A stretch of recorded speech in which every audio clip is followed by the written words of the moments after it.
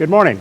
I'm Chris Rivera, President and CEO of the Washington Biotechnology and Biomedical Association, or the WBBA, and I'm at the 15th Annual Life Science Innovation Northwest Conference here at the Washington State Convention Center in Seattle, Washington. I'm thrilled to be joined by our keynote speaker, Gary Gilliland, who is the President and Director at the Fred Hutchinson Cancer Research Center. Gary, welcome to LSINW. Thank you, Chris. Pleasure to have you. Pleasure to be here. A great opening keynote I've already had just from the conference center to the media room here. I've had a dozen people come up to me and say how excited they were to hear you. Tell us a little bit more. Why did you come to the Fred Hutch Cancer Research Center? Well, the Fred Hutch has always held a place in my heart, my family's heart. My sister-in-law was transplanted here some years ago, and she's doing well, I'm very happy to say. But I, of course, have been aware of the fantastic work that's been going on here from my past experience at the Dana-Farber Cancer Institute, where I was for nearly 20 years working as a transplant physician, and also interactions that we've had with the Hutch from my time working as the SVP for oncology at Merck. So coming to the Hutch was like coming home. That's great. Well, we're thrilled to have you here. Why should we be excited about what's going on at the Hutch? There's so many exciting things. I'll lead with one of the most exciting advances around immuno-oncology. This is the term that refers to our ability to harness the power of our own immune system to fight cancer.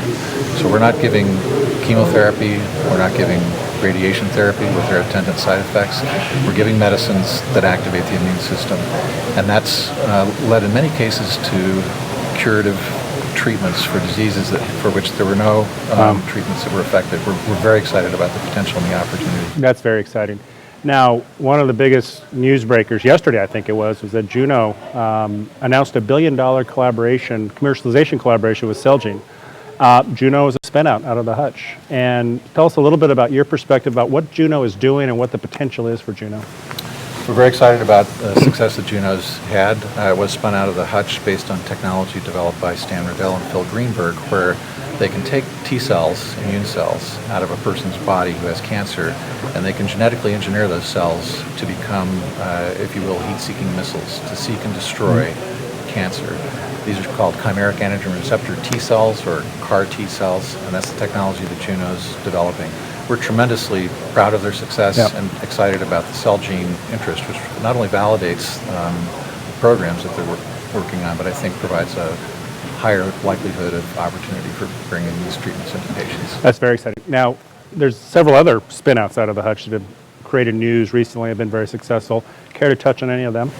Well, yes, Adaptive Therapeutics, for example, has developed technologies that are proprietary for doing what's known as deep resequencing of T cells to understand which T cells are responsible for various types of responses in cancer, autoimmunity, and others. They recently completed a series for $200 million, I believe, so they're doing very well.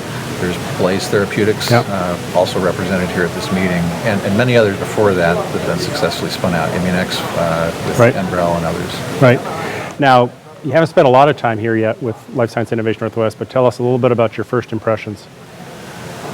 Well, of Life Sciences. The conference. The conference is fantastic. Yeah. So I was so thrilled to be invited to speak here, so I can have a chance to meet the leaders in our community, the business leaders. But what a fantastic organization in terms of helping us further realize the potential for developing life sciences in the Washington area.